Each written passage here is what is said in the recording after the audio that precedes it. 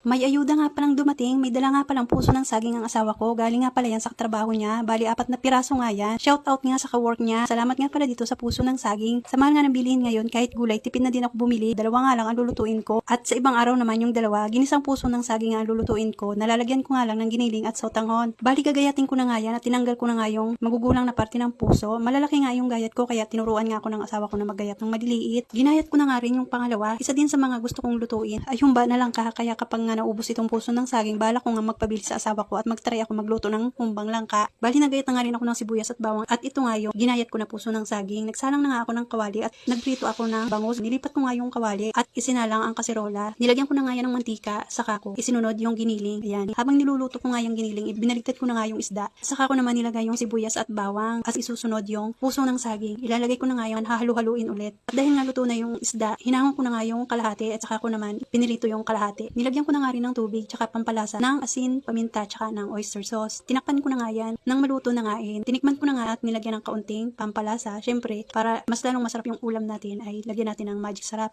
Saka ko naman isinunod ang sotanghon. Binabad ko na nga yung sa tubig para hindi na magsipsip ng sabaw. Hinalo-halo hanggang sa maluto nga yung aming gulay. Magkasabay na nga naluto ang pritong